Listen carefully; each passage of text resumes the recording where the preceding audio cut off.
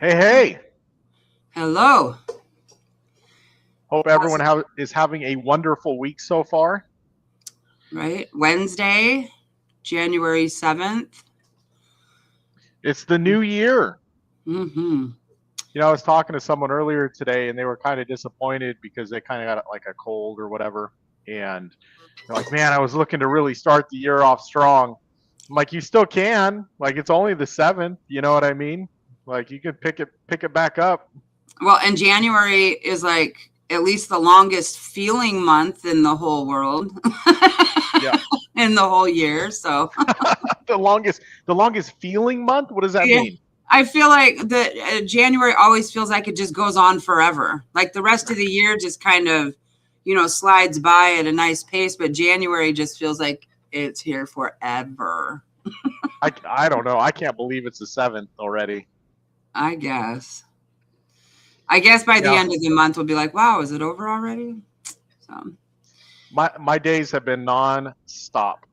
yeah, So well, same. Um, is this the initiative here? that's one of them. Yeah. Okay. Okay. So I just wanted to start though, first of all, explaining to people. Okay, so I guess we should tell people what we're talking about. So there Yeah. was I'll pull three that out. initiatives that were gathering signatures to go on the ballot for this November, right? Yep. Um, so I wanted to explain first of all how an initiative works, right? In relatively broad terms, but the first thing that you have to do is you have to file your initiative. So it has to be filed with the Secretary of State so that they can review the language and make sure that the format is correct. I didn't check further into that by what exactly that meant, but maybe we'll file an initiative and find out.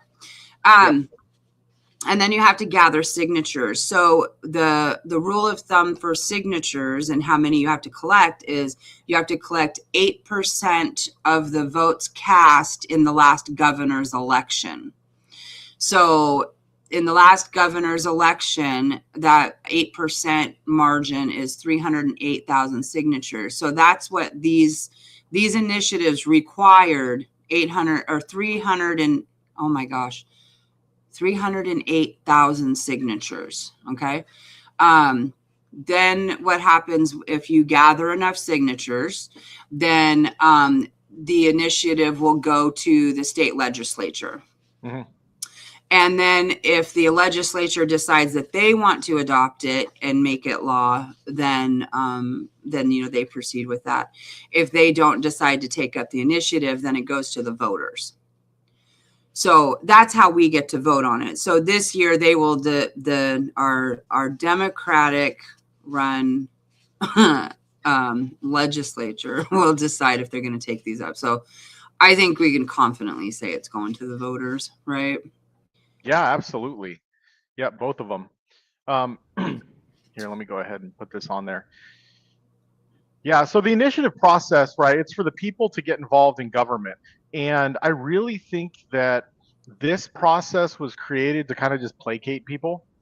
And what I mean by that, it's like, oh, well, you need to go out and get all these signatures. But the small group of oligarchs at the state capitol, they don't have to do anything like that. They can propose something at any time, right? Right. And they vote on it amongst their small group of people, right? But for you and I, if we want to do something, like we got to go collect 416,000 signatures. It's always a hoop. Yeah, it's like, what? Mm-hmm.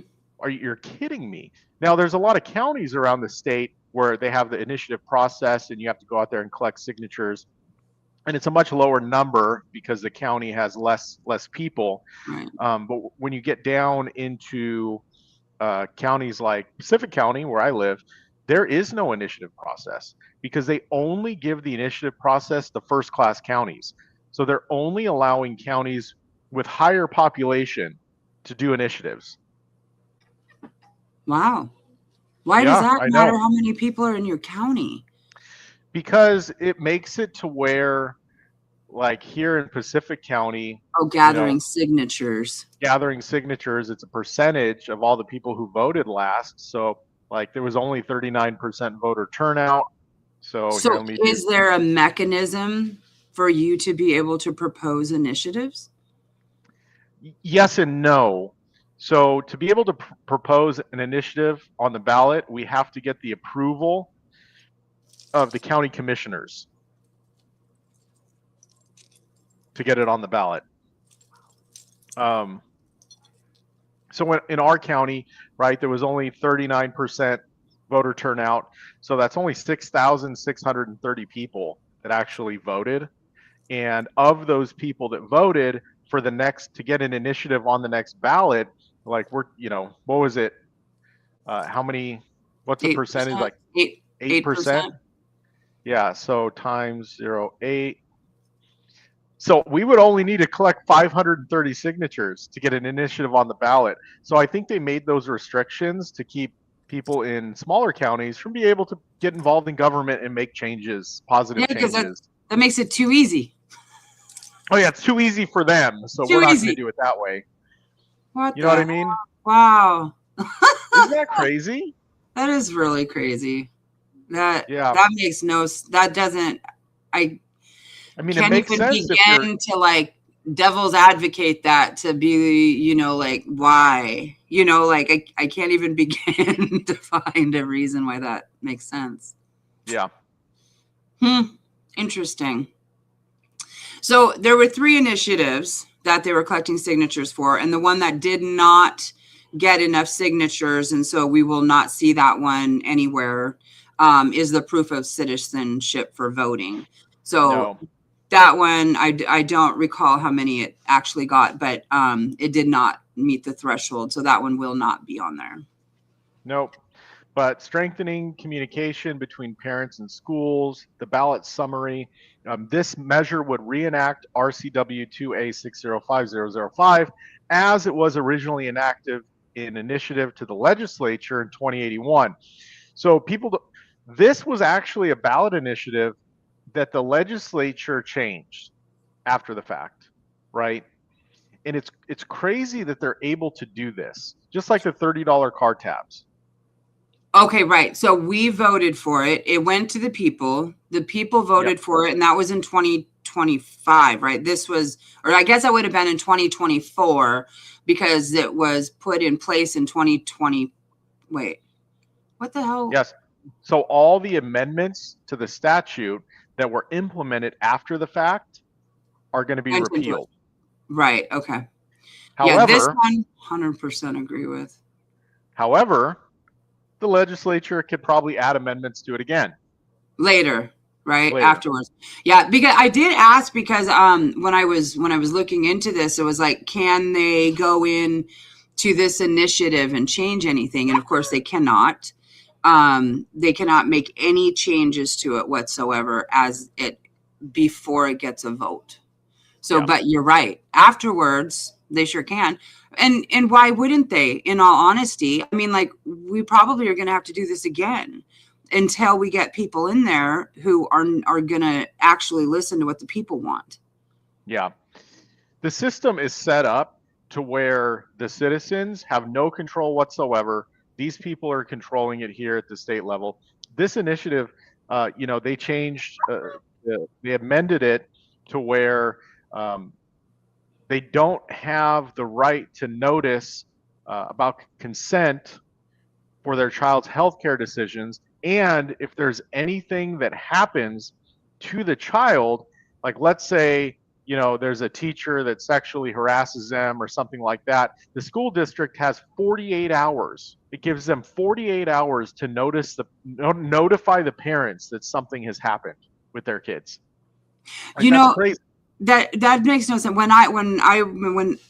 Sorry, this really just pisses me off. When my son was in school, I would go to the teachers and I would tell them, listen, I am not the parent who's going to tell you that's not my kid. My kid would never do that. I want to know everything. Yep. And I meant everything. I don't care what he did wrong. I want to know because I felt like it needed to be corrected or needed to be addressed.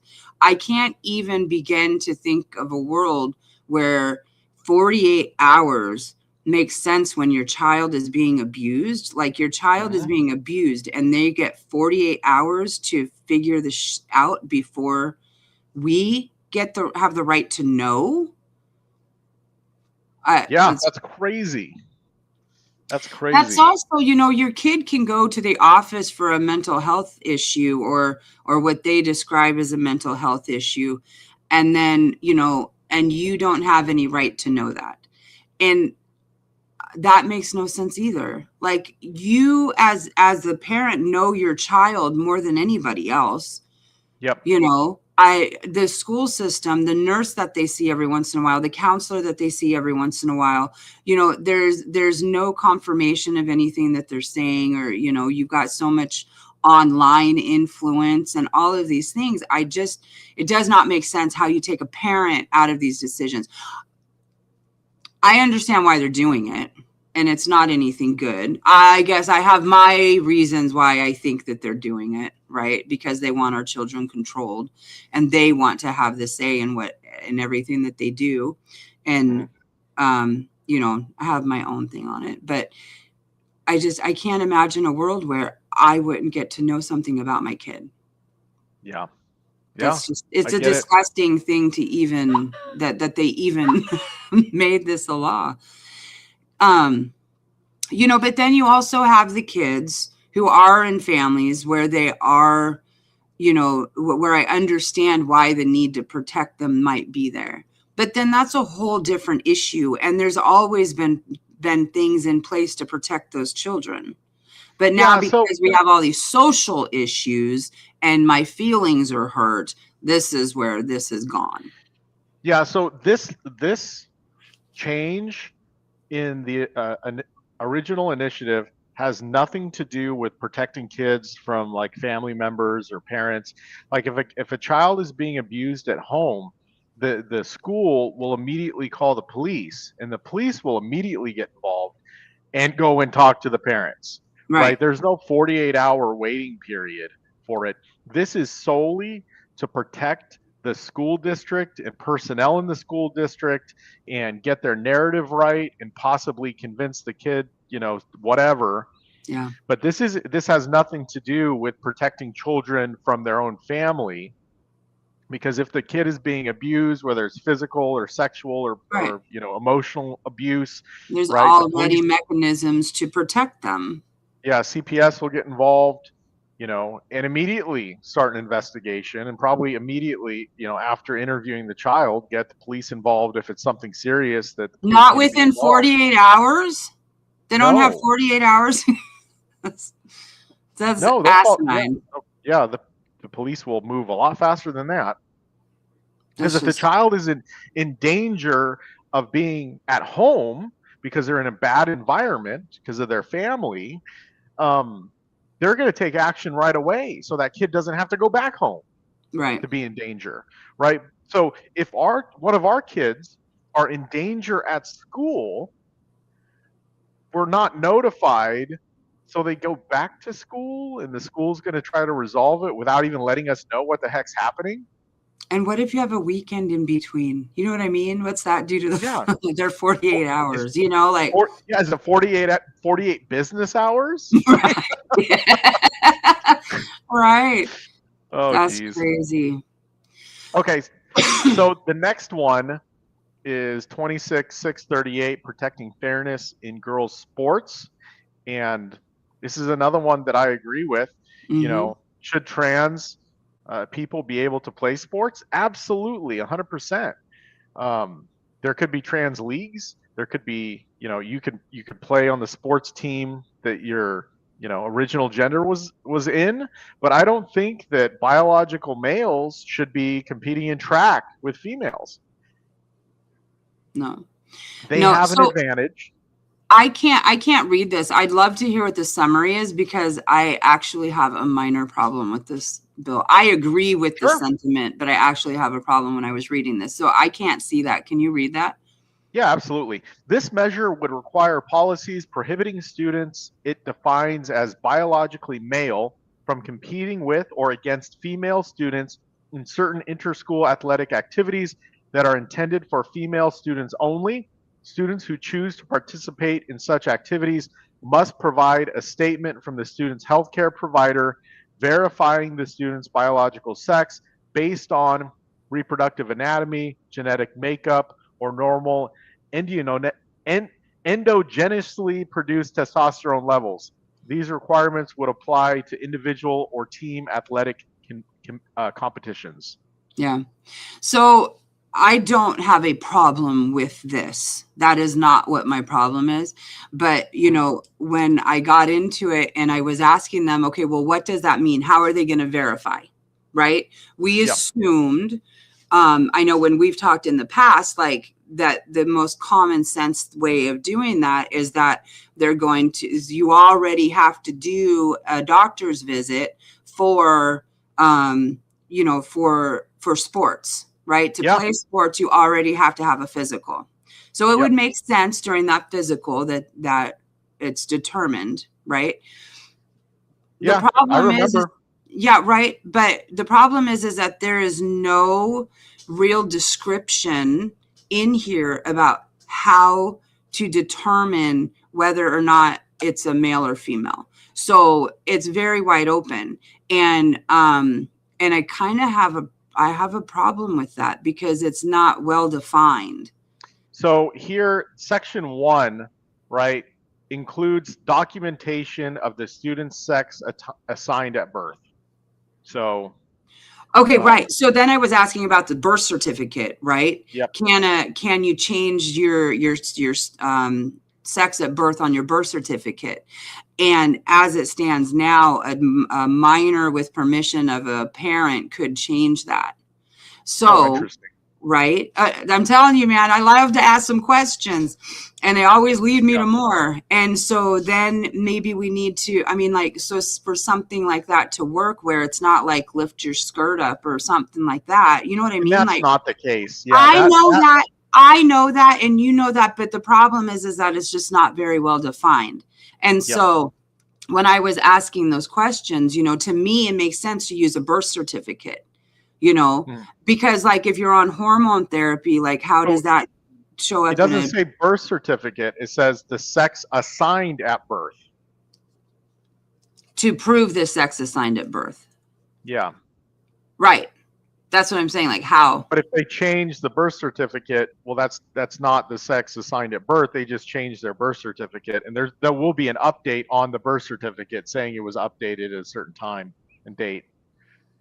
Yeah. So anyway, that was probably I don't have any problem with this. I support it 100%. I just that part makes me a little hesitant. Yeah, and I agree with you as well. I don't want PE instructors checking to make sure someone's a boy or a girl. Like that's not something I want, and that is not in the initiative. It's up to the doctors. It's up to like I said, the sex assigned at birth, right? Mm-hmm. So the medical records that will show, and people, like you said, people go do physicals. Kids do physicals every year. I had to do it. I was in swimming and water polo, and my freshman year I was on varsity swimming and varsity water polo team, and you had to go get a physical, right? So that's just part of the process to make sure that there isn't anything wrong, and you're going to be, you're not going to have a heart attack on the field or a stroke on the field or whatever it is, that you're at least physically able to play sports. And I think this is reasonable. There shouldn't be biological males, winning competitions, switching over from the boys team to the girls team and going from mid-rank or middle of the pack to first place on the girls team, because then it takes away opportunity for these girls in the future, right? If they're going on to college and they're going to play sports, and the second place winner lost to a biological male in the female tournament, like she doesn't have that to take with her, right? That she got first place. There's leagues for everything else. There's male leagues, female leagues, like, they now have co-ed leagues. There's Special Olympics and special teams and things like that. Like, I don't know why this has to be any different. And it doesn't have anything to do with, whether you support or don't support transgender. Do you know what I mean? Like it just really doesn't make sense to do. It's biologically rational. Yeah. And I don't know why there's such pushback saying that it's transphobic and everything else. I mean, I don't think it's like that at all. I have nothing against trans people. I don't care. Like, it doesn't bother Yeah. me one bit, you know. No. But No. I understand that it does take away opportunity from women, from girls, Right. and I don't think that's fair. No, I also don't think that it's a giant problem. You know what I mean? I think that the problem and the issue itself has been blown up. And so uh, my only other problem with this is that it's such a social, so, I mean, like, it's just become, all of these issues dealing with this have just become so blown out of proportion on top of it. Yeah, but it's interesting. You know, you look at the people who endorse it or the groups that endorsed it. You know, Women Are Real, Independent Women, Moms for Liberty, right? These are organizations, and if you watched any of the videos around it, it's like you actually hear from these girls that have been displaced in their positions and winning because of biological males in their sport. Right. You know, there's actual repercussions to this, and it makes sense to me. Yeah. Yeah, well, it definitely makes sense to a lot of people because it got well over the amount needed. Yep. And, what is really sad to me is that when I had gone to the doctor's office and there was a guy on the corner who had these initiatives. And I asked him how it was going. I was like, I've already signed it. I was like, but how is it going for you? And he said, the people up the road, just up the road, are crazy. He's like, I have never, and I know, I'm pretty sure that this guy is like a professional signature gatherer Sure. because I know that I've seen him multiple times. And when we were doing Kennedy stuff, he was giving us tips on getting signatures. So, Yep. I've seen him multiple times. But he said he's never had the kind of backlash doing this that he was getting from people in Puyallup around like the South Hill Mall area. That's crazy. Yeah. Yeah. And so he was down there at the hospital, which of course you're going to get a far more diverse type of people down there. But it really cracked me up that he said that he's gotten insane amounts of backlash over it. So, Wow. yeah. Well, I think I hate to say, the left media is pushing it as transgender. They're pushing it out there and saying, "Oh, well, you want the PE teacher to look up your daughter's, skirt?" Yeah. And these people don't look at any other media at all, and that's the Right. trouble with propaganda, because they're not looking at any other side. Not only that, they're not reading the actual initiative. Right. No Right. one has the their news media are not saying read the initiative because this is what it says. They're not doing that. They're saying, here, this is what we're telling you it says, even though it doesn't actually say that. We're going to Right. lie to you, and then you're going to believe us because you're an idiot, or sorry, because you won't actually read the initiative.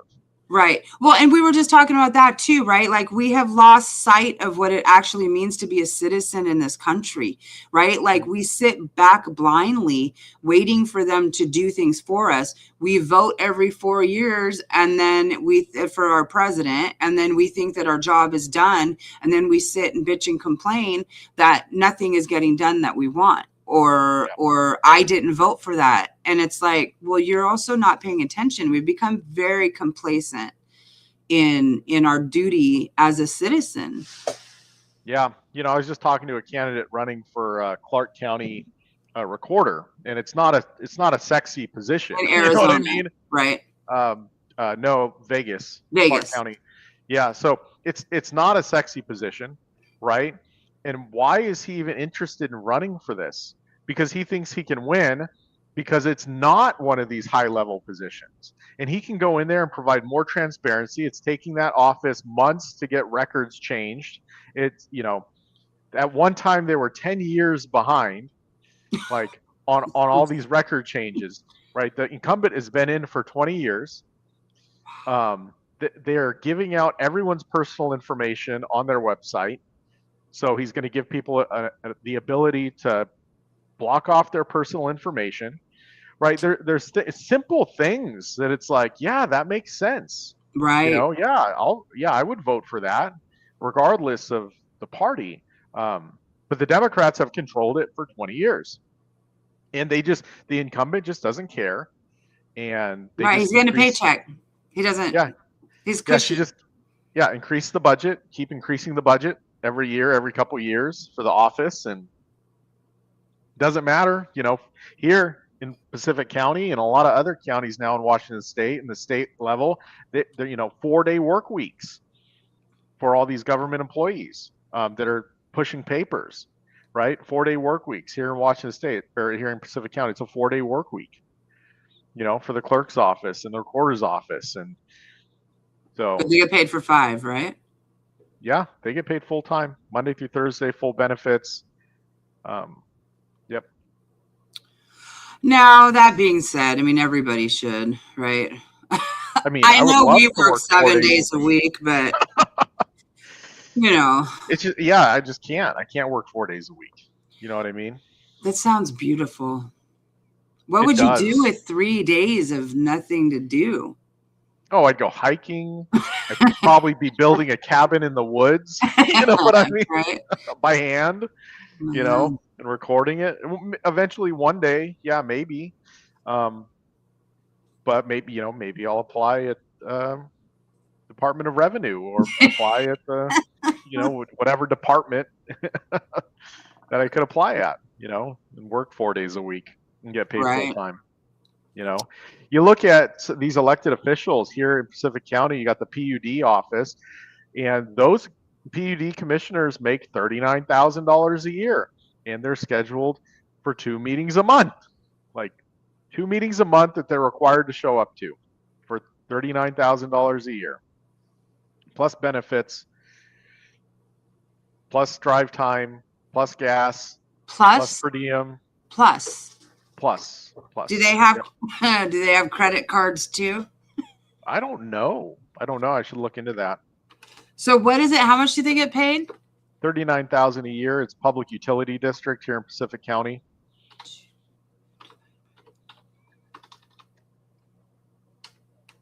Oh, I did that backwards.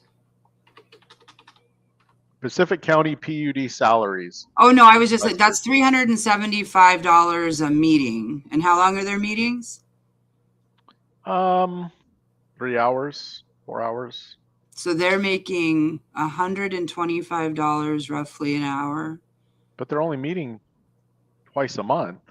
Yeah, that's a week. Oh, I said twice a week.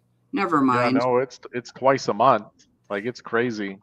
No, they might have other events that they go to, or they might email people back or do those sort of things, but they're not required to do any of that. They just have to show up to the meetings. Oh, my bad. It's only $1,625 a meeting. Oh, only $1,625 a meeting. That's it. I don't know what your problem is with that. Yeah. I'm thinking of running for it and then donating my entire salary back to We the People so we can run more Facebook ads. Hey, I like it. That's what I'm talking about. That's awesome. Do it. I mean, what the heck, right? Yeah. No, that's actually a really good idea.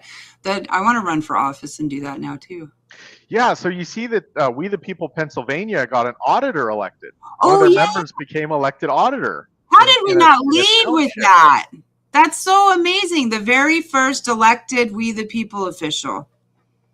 Yeah, absolutely. So let me pull them up right now. We the People Washington. Oh my God, I can't believe we didn't lead with that. Yay. What's wrong with you? Yeah, let's get her on. She was elected auditor. Yeah. Yeah, historic win. What a great position to start with too. right? Like an auditor that can give us some transparency and show people what we really want to do. I mean, I can't wait to see what happens. Yep. So right here, historic win for we the people of Pennsylvania. We're beyond excited to announce that Julie Guth has won the Upper Saucon Township Auditor race in Lehigh County, Pennsylvania, becoming the first elected official in our party's history. Just 1 year after our founding and following our first state convention on July 19th, 2025, this victory shows what happens when everyday citizens come together to reclaim their voice in government. Julie's win is a testament on how each of us can all make a difference and bring principled leadership to our communities, fostering a government that is accountable, transparent, and truly serves the people. So I'm not going to keep reading it. If you want to read the rest of it, you can go to the We the People Party of Pennsylvania's Facebook page or X page or Instagram page and learn more about it. But yeah, that's a win. That is a huge win for We the People. That is amazing. I'm going to put the link in here for joining our newsletter because we put our email newsletter. Yep. Because we put all that kind of information in there. Meetups that are coming up, different events, things like that. And so this is a great way to keep in contact with us. You can respond back to them. I answer them personally. And, be able to keep up on all of this exciting news, because I'm telling you, we got a great year coming. Yeah. This is such an amazing way to start it off. Yeah, absolutely. I'm excited about it. So we're over our time, but for those of you watching, if you can, I ask, it's probably annoying because I ask every single time to donate, volunteer, share our stuff if you can't donate. But $5, $10, $50, $5 million, it all helps to get us moving forward. And I'm hoping that in the next couple of years, we're also throwing up some wins, just like Pennsylvania had. The first elected We the People candidate in the entire country right now is in Pennsylvania. So we have our very first We the People elected official, and we're going to be making sure that she sticks to principle. Yeah. And hopefully we'll be having her on the show here very shortly. So yeah, very exciting. So, all right, we will talk to you guys tomorrow. Have a great night. See you soon.